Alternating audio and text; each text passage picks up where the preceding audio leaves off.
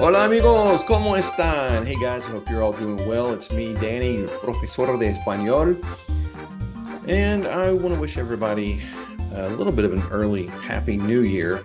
We're only a few days away from that. And I just hope 2024 is just an amazing year for you and all of your family and friends. I hope it's the best one you ever had. So in this episode, I wanted to come on and take just a few minutes to address a question that I get a lot. And that is, how can I practice? Well, that's a really big question. And there are a lot of great answers out there. And luckily, we live in the age of the internet and of technology. So we could probably spend a good hour, 2 hours just going through resources. But I wanted to take just a few minutes in this episode to give you just a few resources to get you started. And then you can obviously get out there on the internet and find all kinds of things. All right. So when we talk about practicing Spanish, we're really talking about two different things.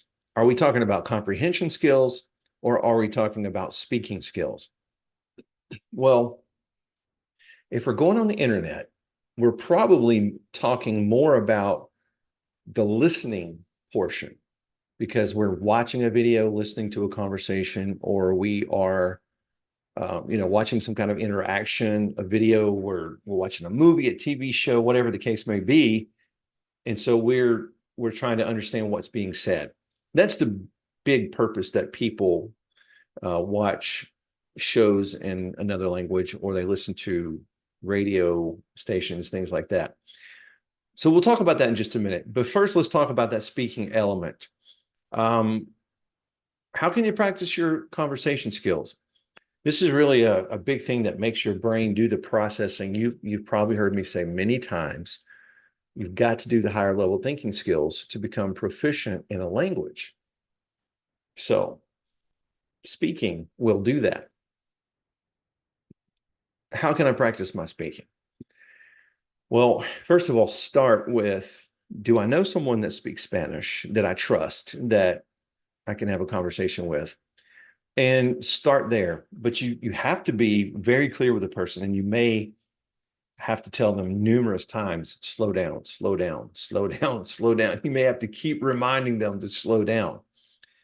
All right, but beyond that, you've heard me say that before, but beyond that, can you practice speaking online? Well, there actually are websites that you can find and go to and join that will allow you to speak in conversation. One of those is polyglotclub.com. Polyglotclub.com. I'll spell that out for you. polyglotclub.com. Polyglotclub.com is kind of it's social media for practicing language, and I mean tons of languages. Whatever your native language is, you can join this site for free. You can put your native language in there. You can put what you want to learn, what you're learning, what you are proficient in, and people can find you just like they would be finding you on a social media site. They can find you, message you and say, hey, you want to practice Spanish? And it may be one of those things where you practice your Spanish for a while and then they practice their English for a while. It depends on who you're meeting up with. But there are tons of great connections out there for all kinds of different languages. So check out polyglotclub.com. Next, though, I want to give you just a few resources of things that you can use to improve your comprehension skills. Now, I'll go ahead and just start. Look, okay, I'm going to admit this is self-promotion, okay? So I'm just going to admit it, just be honest with you. On our YouTube channel, we now have YouTube membership, and you can join for a small price. It really is small. And you can become part of our YouTube membership on the Language Tutor Spanish YouTube channel and have access to our conversation series. We recorded a lot of different conversations and put them originally on a different platform, but now we've moved them over to YouTube. So you can join our YouTube membership and get some conversation access. All right, but enough self-promotion there, right? Let's move on to a few other things. I want to give you two resources here that are really good. First of all, NPR Radio. NPR Radio, you can get this as an app, website, Radio Ambulante. So it's Radio Ambulante, Ambulante. And this is a really good site that helps you, and it's really for Spanish learners, is designed for Spanish language learners. So check out Radio Ambulante. Hey friends, want to make a podcast? Spotify's got a platform that lets you make one super easily, then distribute it everywhere and even earn money all in one place for free.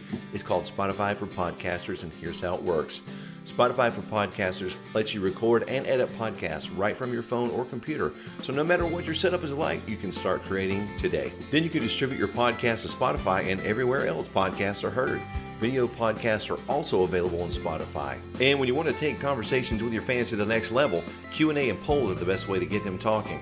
With Spotify for Podcasters, you can earn money in a variety of ways, including ads and podcast subscriptions. And best of all, it's totally free with no catch.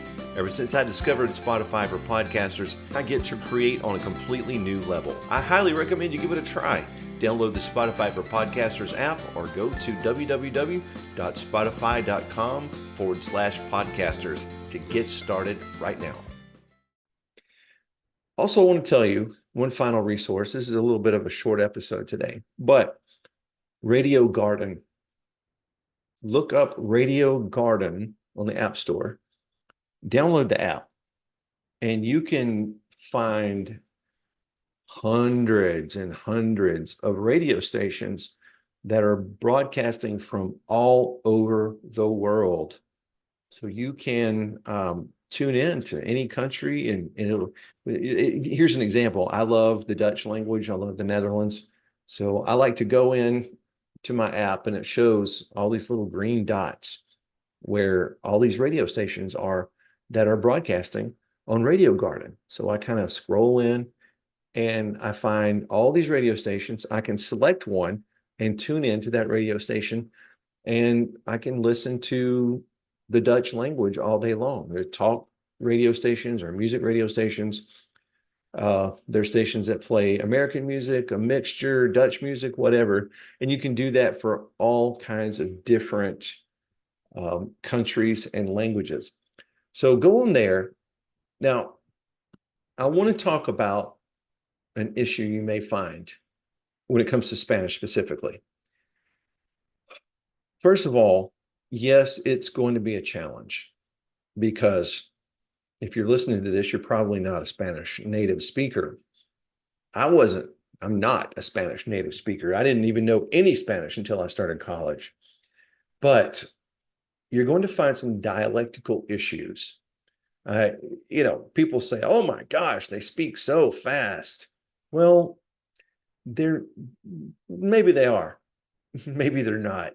When people listen to you speak English and they don't understand English, they're going to think you're speaking very quickly also. And so that's just the way it sounds to us. But now in some cases, they really are speaking fast. Okay, so I'm going to go ahead and tell you a couple of places that you may find a challenge. You will find Chilean Spanish to be a challenge. This is one of those dialects that kind of drops their consonants. If you know Robin on our YouTube channel, she teaches English to Spanish speakers. She grew up in Chile, speaks it natively, and she drops her consonants a lot. So that's one issue you might find. You might find it a little bit difficult if you're listening to Chilean Spanish. Also, Puerto Rican Spanish tends to be a little fast in a lot of cases. Cuban Spanish tends to be very one of the fastest dialects I've heard in Spanish. Now, what are my favorite dialects to listen to? I love to listen to Peruvian Spanish. It seems to be more straightforward. The same would be for Bolivian Spanish. And I find that Venezuelan and Colombian Spanish are relatively straightforward. However, you will hear some dialectical differences. When we say the double L as y, In Colombia, they might say j. Same for Venezuela. Now, if you're listening to Spanish from Argentina, that double L would not be a y, it'd be a sh. Okay, so if you hear the word to cry, llorar, it might be chorar. And again, in Colombia, Venezuela, it might be llorar. So, ¿cómo te llamas? So you will hear some dialectical differences. I do recommend that maybe you want to start with something a little more straightforward. Bolivian, Peruvian, Spanish from Ecuador seems to be relatively straightforward.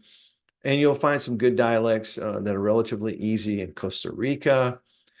I love Costa Rican Spanish as well. So I hope that has given you just a few resources in this episode to get you started with your comprehension building skills. Maybe 2024 is your year to say, you know what? I'm going to listen to something in Spanish every single day. This could be the year that turns it around for you. But one thing I do know, doesn't matter how old you are, or if you think Spanish is just not your thing, whatever, I don't agree with that. You're not too old.